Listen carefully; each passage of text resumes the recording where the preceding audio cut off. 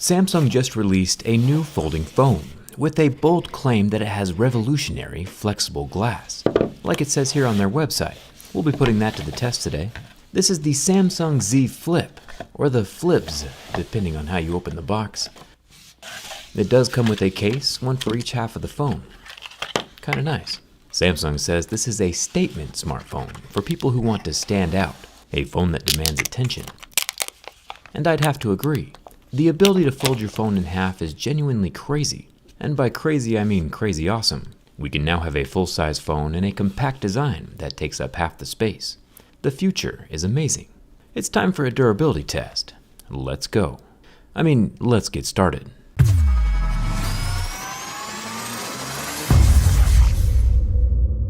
Starting off, pay very close attention to this first warning, and remember it. It says, avoid pressing hard on the screen or the front camera lens. Tap the screen lightly to keep it safe. Samsung said at their launch event that they've done the impossible and created ultra-thin glass that folds. This glass can be folded over 200,000 times. Samsung said when you fold it, you're not just bending glass, you're bending the laws of physics. But that warning included on the phone isn't as confidence-inducing as Samsung's launch event attempted to be. It does feel nice though. This type of fold is definitely my favorite so far. I like having a phone that folds instead of having a tablet that folds. There are two things I noticed right off the bat with the Z Flip. One is the crease here still along the center, not a big deal. There's also a small divot in the display above the front-facing camera lens. You can see the curve of my lights along with the bend of the surface of that display. The Samsung logo along the spine gets entirely covered up when the phone is open. This new hinge design apparently has thin brushes inside to keep out dust. We'll test that later. There's also no screen lifting off the frame like we saw in the Motorola Razr, which probably makes this design much safer and more long-term. There is a bit of a gap between the two halves of the phone when it's closed, also fine, and it makes sense because if the screen really is glass, we can't have glass clacking against glass every time the phone gets closed. That just wouldn't end well. Speaking of things not ending well, it's time to see if this material really is glass or not. I've been doing the same durability test on every major new smartphone since the Galaxy S6 came out 5 years ago. It is an expensive hobby, yes, but I think it's fairly useful in finding out what your phone is made from, and how well it'll handle everyday life.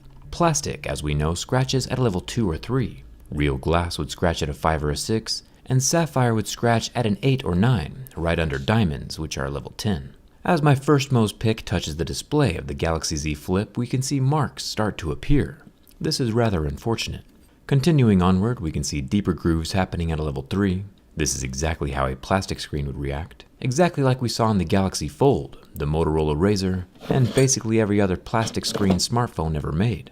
For kicks and giggles, we can bump it up to a level 4, and I could physically feel the tip of the pick start to cut the display surface open. So why in the world would Samsung talk about flexible glass so much on their website and at the launch event? It could be that they are using a hybrid plastic polymer with little specks of glass ingredients inside, and then just, calling it glass. But that doesn't really seem like a very nice thing to be doing. If a company says glass, their customers will think of a hard, clear material that has excellent scratch resistance. From a durability perspective, that scratch resistance is the primary reason that glass is used on basically every smartphone display. Samsung is calling this glass, but this display clearly doesn't have the scratch resistance or structural benefits that customers are expecting from glass. If glass isn't glass, then truth doesn't matter, and truth should matter. This isn't American politics. Samsung is currently the #1 smartphone manufacturer in the world, and we shouldn't be calling this screen glass when clearly my fingernail is leaving marks on the surface, over and over. I'm not sure what Samsung's thinking over there, but we clearly have scratches at levels 2, 3, 4, and fingernail. I don't know what material this is, but Samsung definitely shouldn't be calling it glass, and I'm disappointed. Even if I jump up here to the front-facing 10-megapixel selfie camera, the surface is covered in that same so-called glass material, and can still be scratched with my fingernail. I'll come back to this again in just a second. The raised screen bump around the edge of the screen is made from plastic. This is the same thing we saw in the Galaxy Fold. This guy kinda holds the screen in place and keeps people from peeling off the top layer. The volume rocker is made from metal. The recessed power button over here on the side is scratchable. I'll set my fingerprint and see if it still works. Don't mind my thumb, by the way, I smashed it with a TV a few weeks ago. Now the phone is still able to be unlocked, even though the fingerprint scanner is damaged, but to test it some more, I added some more scratches. And after the additional scratches are in place, my fingerprint stopped working. Interesting. The frame of the Galaxy Z Flip is made from metal, and down here along the bottom, we have more metal alongside the singular loudspeaker, the USB-C port, and, the no headphone jack. The whole frame of the phone seems to be made from metal, which is a good thing, and will hopefully keep the phone together during the bin test later. There are a few plastic antenna lines, and a removable SIM card tray, but no expandable memory. The center hinge mechanism is made from metal, with that Samsung logo recessed into the spine.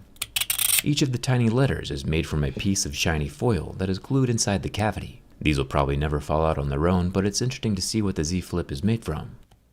The rear panels are made from glass, both the top and the bottom sections. This mirror purple is kind of growing on me. It gradually switches between purple and blue, depending on how the light is shining on it. There are two cameras on the back, a 12 megapixel ultra-wide-angle camera and a 12 megapixel normal camera, both covered in real scratch-resistant glass. I think the fingerprints are getting a bit out of hand though. Thanks to our channel sponsor D-Brand for hooking me up with the limited edition robot camo. Each of these fingerprint fighting skins are totally unique. No two phones will be the same, and the individual drawings are super intricate and are currently available for every phone that D-Brand covers, not just the Galaxy Z Flip. I got one added to the back of the grip case for my Note 10 Plus, since the grip case has the cutout for skins and can be swapped out whenever.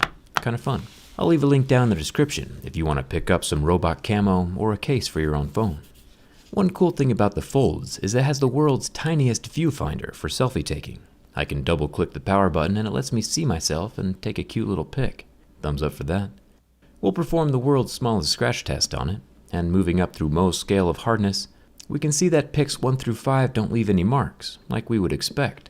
We only see scratches starting at a level 6, with deeper grooves at a level 7, which is the scratch resistance we expect from anything with the word glass in the name. Anything that scratches earlier should not be called glass.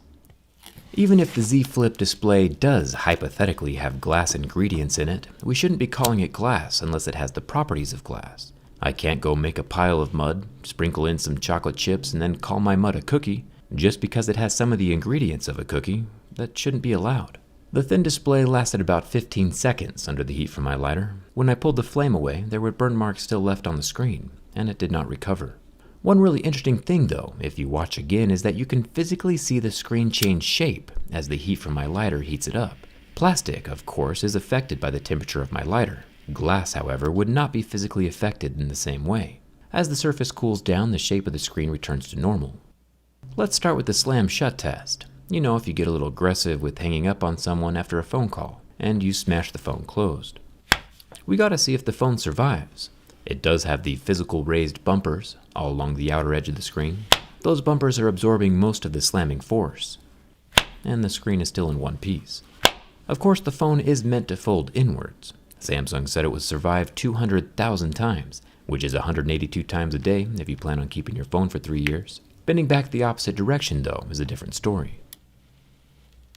With the first flex, we get a small separation of the frame near the antenna line, and the top half bumper started coming loose. But the screen of the Z Flip is still entirely intact and in one piece. It still shuts and opens, with no grinding of the hinge. We'll try it again. You can see the back panels of the phone meet in the center, providing more support to keep the phone from bending backwards. And the phone hinge does a really good job of keeping the phone shape for the most part. Only on our third bend did we finally hear a snap from the frame near that power button. And even then, the so-called glass screen of the Z Flip is still intact. Folding screens are pretty resilient. Even though the phone doesn't really shut quite right anymore, it's physically withstanding quite a bit more abuse than I initially thought it could. Only now, after all its previous bends and cracks, does the back panel shatter. It's only a cosmetic wound since the display is still working just fine, and this is good to know. All the important things are still functional. You might be asking, hey Jerry, what if there is a super thin nano layer of glass on top of the display? If that were true, we would start to see fractures and cracks from that nano layer, but instead we only see the tip of my Mohs pics cutting into the plastic, like we would see with any piece of plastic that gets cut. This screen is in no way scratch resistant whatsoever, and if poked hard enough, the pixels will still get damaged. It does survive my bin test, however. Everything is still functional.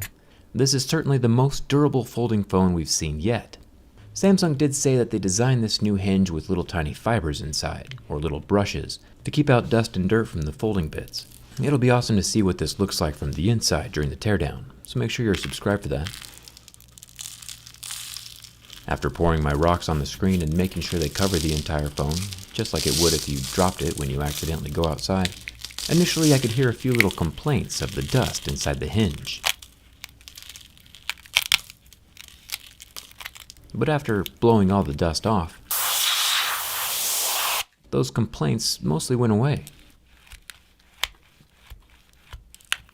This new hinge design might actually be the start to something really good. But the real danger of calling something glass means that people will think they have the protection of glass when that clearly is not the case.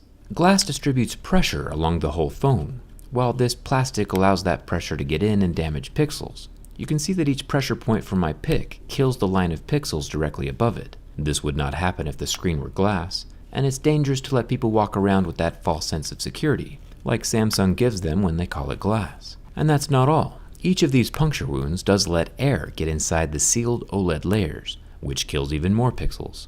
A puncture or cut in the plastic screen is a cancer that'll eventually spread across the whole display. Yeah, I sound a bit apocalyptic, but it's important to know what your phone is capable of and what might damage it. So remember, the Samsung Z Flip does not have a true glass